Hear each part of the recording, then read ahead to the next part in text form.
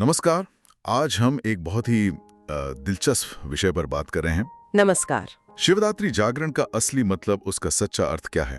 और इसके लिए हम देख रहे हैं 28 सितंबर 1925 की एक खास अव्यक्त मुरली का विश्लेषण। हाँ, और ये विश्लेषण मतलब काफी अनूठा है। ये आध्यात्मिक ज्ञान को आधुनिक विज्ञान, खासकर न्यूरोसाइंस और मनोविज्ञान की रोशनी में देखता है। सही। तो ये सिर्फ क्या कहते हैं मान्यताओं की बात नहीं है। ये समझने की कोशिश है कि इन बातों का हमारे मन, हमारे शरीर पे क्या असर होता है। बिल्कुल। तो हमारा इरादा यही है कि इन गहराइयों को समझें, देखें कि ये आध्यात्मिक विचार और विज्ञान की खोज ये कैसे आपस में जुड़ती हैं। और ये सब हमारी रोजमर्रा की जिंदगी के लिए, मतलब पर्सनल अवेयरनेस के लिए कितना काम का हो सकता है। सही कहा। तो ये उन सब के लिए है जो ज्ञान के इस संगम में रुचि रखते हैं। तो चलिए शुरू करते हैं। हाँ जी, ये देखना वाकई मजेदार होगा कि हजारों साल पुरानी बातें आज के विज्ञान से कैसे जुड़ती हैं। बिल्कुल। तो सबसे पहले मुरली का जो मुख्य विचार है, शिवरात्रि। हाँ। इसका मतलब सिर्फ रात भर जागना नहीं है। हाँ, मुरली यही कहती है कि असली जागरण तो है अलबेलेपन से, आलस्य से, बहानेबाजी की नींद से जागना। मतलब ये फिजिकल नहीं, मेंटल जागरण है। सही। अब सवाल ये है कि इस मानसिक जागरण का कोई साइंटिफिक बेसिस भी है क्या? जैसे आलस्य या टालमटोल, हम सोचते हैं इच्छा शक्ति कम है, पर दिमाग में भी कुछ होता है क्या? ये बहुत अच्छा सवाल है और दिलचस्प बात ये है कि हाँ, होता है। न्यूरोसाइंस हमें बताता है कि जब हम आलस्य करते हैं या टालमटोल करते हैं, प्रोक्रास्टिनेट करते हैं, तो ये हमारे ब्रेन के रिवॉर्ड सर्किट को, खासकर डोपामाइन सिस्टम को प्रभावित करता है। अच्छा, डोपामाइन। हाँ, डोपामाइन प्रेरणा से, एक्शन लेने से जुड़ा है और लगातार टालमटोल करने से ये सर्किट एक तरह से कमजोर हो सकता है, जिससे फिर वो ऊर्जा की कमी महसूस होना, फैसले लेने में मुश्किल, मोटिवेशन कम होना, ये सब आम हो जाता है। ये एक साइकिल बन जाता है।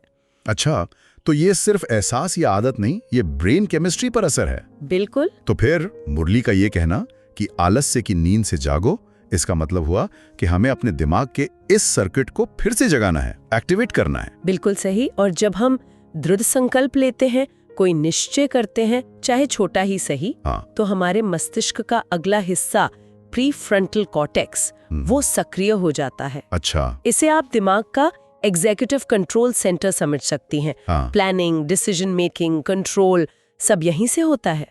तो जब मुरली संकल्प पर जोर देती हैं, तो वो असल में हमें अपने दिमाग के इस जरूरी हिस्से को मजबूत करने को कह रही हैं, जिससे स्पष्टता बढ़ती है, निश्चय बढ़ता है, इच्छा शक्ति बढ़ती है। वाह। ये सिर्फ उपदेश नहीं, ये एक तरह की मेंटल ट्रेनिंग है। ये वाकई सोचने वाली बात है कि कैसे एक आध्यात्मिक निर्देश सीधे न्यूरल फंक्शनिंग से जुड़ रहा है। अच्छा, मुरली में एक और बहुत खास बात है, बाप और बच्चों का जन्म एक साथ है। हाँ। ये सुनने में बहुत गहरा लगता है, इमोशनल, एक शाश्वत बंधन जैसा। इसका साइकोलॉजिकल लेवल पर क्या मतलब हो सकता है? मनोवैज्ञानिक नजरिए से देखें तो ये एक साथ होने या कंबाइंड होने की जो भावना है, ये बहुत शक्तिशाली है। जब कोई व्यक्ति किसी उच्च शक्ति से या अपने आइडियल से या कहें हायर सेल्फ से एक गहरा जुड़ाव महसूस करता है, अटूट कनेक्शन, तो ये अपनेपन की भावना, मतलब बिलोंगिंगनेस और सुरक्षा की भावना पैदा करता है। और रिसर्च बताती है कि ऐसे गहरे संबंध महसूस करने पर ब्रेन ऑक्सीटोसिन रिलीज कर सकता है। ऑक्सीटोसिन, वो जिसे लव हार्मोन या बॉन्डिंग हार्मोन कहते हैं। हाँ, वही। तो ये सिर्फ फीलिंग नहीं, इसका बायोकेमिकल आधार भी है। हाँ, कुछ हद तक। ऑक्सीटोसिन सामाजिक जुड़ाव, विश्वास, सहानुभूति, इन सब से जुड़ा है। अच्छा। तो जब हम महसूस करते हैं कि हम अकेले नहीं हैं, हम किसी बड़े मकसद का हिस्सा हैं, जैसे मुरली में बाप बच्चों का कंबाइंड रूप कहा, तो ये एहसास अकेलेपन को कम करता है, स्ट्रेस घटाता है और सेल्फ वर्थ, मतलब आत्म मूल्य को बढ़ाता है। ये मेंटल हेल्थ के लिए एक मजबूत फाउंडेशन बनाता है। ये सिर्फ एक आध्यात्मिक विश्वास नहीं रह जाता, बल्कि एक साइकोलॉजिकल जरूरत पूरी होती है। ये दिलचस्प है कि कैसे आध्यात्मिक अनुभव और मनोविज्ञान मतलब एक दूसरे को सपोर्ट करते दिख रहे हैं। बिल्कुल। अच्छा, अब बात करते हैं व्रत की। मुरली पारंपरिक व्रत यानी खाने पीने का परहेज और जो ब्राह्मण आत्माओं के लिए व्रत बताया है उसमें फर्क करती है। यहाँ व्रत का मतलब सिर्फ शारीरिक परहेज नहीं, बल्कि पूर्ण पवित्रता है। सिर्फ ब्रह्मचर्य नहीं, बल्कि क्रोध, लोभ, मोह, अहंकार, काम, इन विकारों से भी मुक्ति। ये तो वाकई ऊंचा लक्ष्य लगता है। हाँ, बहुत ऊंचा। इसका हमारी सेहत से क्या कनेक्शन है, खासकर फिजिकल हेल्थ से? ये बहुत ही महत्वपूर्ण बिंदु है। आजकल की जो मेडिकल साइंस है, खासकर साइको न्यूरो इम्यूनोलॉजी, वो मन और शरीर के गहरे कनेक्शन को मानती है। अच्छा। विज्ञान साफ दिखाता है कि जो तीव्र और लंबे समय तक चलने वाली नकारात्मक भावनाएं हैं, जैसे लगातार गुस्सा, बहुत ज्यादा चिंता, मोह, ये शरीर में स्ट्रेस हार्मोन्स जैसे कॉर्टिसोल और एड्रेनलिन उनका लेवल बढ़ा देती हैं। अच्छा। ये हार्मोन शॉर्ट टर्म में तो ठीक है, फाइट या फ्लाइट के लिए जरूरी है, लेकिन लंबे समय तक बढ़े रहे तो इम्यून सिस्टम को दबाते हैं, शरीर में सूजन बढ़ाते हैं। और फिर हार्ट प्रॉब्लम, पाचन की समस्याएं, ऐसी कई बीमारियों का खतरा बढ़ जाता है। मतलब ये विकार सचमुच हमारे शरीर को अंदर से नुकसान पहुंचा सकते हैं। बिल्कुल। तो मुरली का ये पवित्रता का व्रत सिर्फ आत्मा की शुद्धि नहीं, बल्कि ये तो शरीर को स्वस्थ रखने का भी तरीका हुआ। निश्चित रूप से। जब हम इन विकारों से मुक्त होने की कोशिश करते हैं, क्रोध पर कंट्रोल, लोभ से दूरी, मोह पर समझदारी, तो हम असल में अपने शरीर के स्ट्रेस रिस्पॉन्स को शांत कर रहे होते हैं। और इसके उलट जो पॉजिटिव भावनाएं हैं, शांति, संतोष, प्रेम, वो फील गुड न्यूरोट्रांसमीटर बढ़ाती हैं, सेरोटोनिन, एंडोर्फिन। इनसे न सिर्फ मानसिक शांति मिलती है, खुशी मिलती है, बल्कि इम्यून सिस्टम मजबूत होता है और शायद लंबी उम्र में भी मदद मिलती है। अच्छा। तो ये व्रत एक होलिस्टिक हेल्थ प्रैक्टिस है, मेंटल, इमोशनल और फिजिकल। ये दिखाता है कि आध्यात्मिक अनुशासन सीधे हमारी बायोलॉजी पर असर डाल सकता है। ये कनेक्शन तो वाकई बहुत गहरा है। अच्छा, अब मुरली एक चेतावनी भी देती है, कहती है जब आप कमजोरी का दरवाजा खोलते हो तभी क्रोध, मोह, लोभ अंदर आते हैं। और ये भी कि चलता है वाली सोच, मतलब छोटी छोटी बातों पर समझौता कर लेना, बहाने बना लेना, ये कैसे नेगेटिविटी को दावत देती है। ये चलता है वाला एटीट्यूड दिमाग में कैसे काम करता है? यहाँ ब्रेन का एक और मजेदार पहलू सामने आता है, जिसे हम कह सकते हैं तर्क संगत बनाने की या बहाना बनाने की आदत। जस्टिफिकेशन। हाँ, जस्टिफिकेशन। हमारा दिमाग आराम चाहता है, पैटर्न चाहता है, तो जब हम किसी गलत आदत या व्यवहार को सही ठहराने लगते हैं, अरे थोड़ा सा गुस्सा तो चलता है, आजकल सब करते हैं, बस एक बार और, तो हम असल में अपने दिमाग में उस नेगेटिव पैटर्न के न्यूरल रास्ते को और पक्का कर रहे होते हैं। अच्छा। जैसे हम गलत रास्ते पर चलने के लिए खुद को ही ग्रीन सिग्नल दे रहे हो। तो हम अनजाने में ही नेगेटिविटी के लिए अपने दिमाग के दरवाजे खोल रहे हैं। बिल्कुल। ये बहाने उस व्यवहार के प्रति हमारा जो आंतरिक प्रतिरोध है उसे कम कर देते हैं और वो आदत या वो सोच और गहरी हो जाती है। लेकिन मुरली का संदेश है, इस दरवाजे को बंद करो। कैसे? जागरूकता से, अवेयरनेस। हाँ, जब हम उस बहाने को पहचानते हैं और उसे काटने का फैसला करते हैं, नहीं ये नहीं चलता, मुझे ये नहीं करना, और इच्छा शक्ति से सही एक्शन लेते हैं, हाँ, तो हम उस पुराने नेगेटिव सर्किट को कमजोर करते हैं और एक नया पॉजिटिव न्यूरल पाथवे बनाना शुरू करते हैं। अच्छा। हर बार जब हम बहाने को हटाकर सही चुनाव करते हैं, हम सचमुच अपने ब्रेन को रीवायर कर रहे होते हैं। ये है न्यूरोप्लास्टिसिटी। दिमाग बदल सकता है। ये विचार कि हम अपने दिमाग को बदल सकते हैं, ये बहुत एम्पावरिंग है ना? इसी से जुड़ा है मुरली का अगला सुझाव, बाबा को तोहफा देना। और तोहफा क्या है? अपनी कमजोरियां, बहानेबाजी, आलस्य, अलबेलापन, इनको खत्म करने का दृढ़ संकल्प। एक मजबूत संकल्प हमें बदलने में इतना पावरफुल कैसे हो सकता है? ये सिर्फ इच्छा करने से ज्यादा है क्या? हाँ, ये सिर्फ सोचने या इच्छा करने से कहीं ज्यादा है। यहाँ फिर से न्यूरोप्लास्टिसिटी का सिद्धांत काम आता है, लेकिन एक और एलिमेंट जुड़ता है, वो है भावना, इमोशन। हाँ, साइंस बताता है कि जब हम सिर्फ लॉजिकली नहीं बल्कि गहरी भावना और कमिटमेंट के साथ कोई संकल्प लेते हैं, अच्छा, तो ब्रेन में बदलाव ज्यादा तेजी से और मजबूती से होते हैं। ये सिर्फ एक ठंडा इंटेलेक्चुअल फैसला नहीं है, ये एक इमोशनल मोटिवेशन है जो बदलाव लाता है। मतलब संकल्प के साथ दिल का जुड़ना जरूरी है। बिल्कुल। जब हम पूरे मन से एक तीव्र इच्छा और भावना के साथ निश्चय करते हैं, बस अब बहुत हुआ, मुझे ये कमजोरी खत्म करनी ही है, तो ये जो इमोशनल एनर्जी है, ये ब्रेन में नए कनेक्शंस बनाने की प्रक्रिया को जैसे फ्यूल देती है, ताकत देती है। ये नए पॉजिटिव रास्ते ज्यादा मजबूती से बनते हैं और पुरानी आदतें कमजोर पड़ती हैं। ये सिर्फ विल पावर नहीं, ये हार्ट पावर और विल पावर का कॉम्बिनेशन है जो असली बदलाव लाता है। सही कहा। तो मुरली का ये तोहफा देने का आइडिया असल में गहरे आंतरिक बदलाव की प्रक्रिया शुरू करने का एक न्योता है। ये समझना कि भावनाएं बदलाव में इतने जरूरी हैं, ये संकल्प को और गहरा मतलब देता है। अच्छा, अब एक विचार है जो थोड़ा रहस्यमय लग सकता है। एक जन्म की पढ़ाई और सारे कल्प की प्राप्ति। हाँ, इतने छोटे टाइम के कर्मों का इतना बड़ा अनंत काल तक असर, ये अनुपात समझना मुश्किल है। ये वाकई एक गहरा आध्यात्मिक सिद्धांत है। अगर हम इसे साइंटिफिक नजरिए से समझने की कोशिश करें तो शायद क्वांटम फिजिक्स या क्योस थ्योरी के कुछ आइडियाज से थोड़ी मदद मिल सकती है। हालांकि ये सीधे लागू नहीं होते, पर एक पर्सपेक्टिव दे सकते हैं। अच्छा, कैसे? जैसे क्वांटम लेवल पे छोटे कणों का असर बड़े सिस्टम पर हो सकता है, या क्योस थ्योरी में बटरफ्लाई इफेक्ट होता है। हाँ, सुना है। कि एक छोटी सी घटना के दूर तक अप्रत्याशित परिणाम हो सकते हैं। उसी तरह आध्यात्मिक नजरिए से हमारे आज के विचार, संकल्प, कर्म ये सिर्फ इसी पल या इसी जीवन तक सीमित नहीं है। तो आप कह रहे हैं कि हमारा हर छोटा चुनाव, हर संकल्प एक तरह का बीज है जो भविष्य में फलेगा। हाँ, आध्यात्मिक दृष्टिकोण यही कहता है। हर कर्म, हर विचार एक एनर्जी है जो यूनिवर्स में जाती है और जिसका असर समय के साथ मल्टीप्लाई होता है।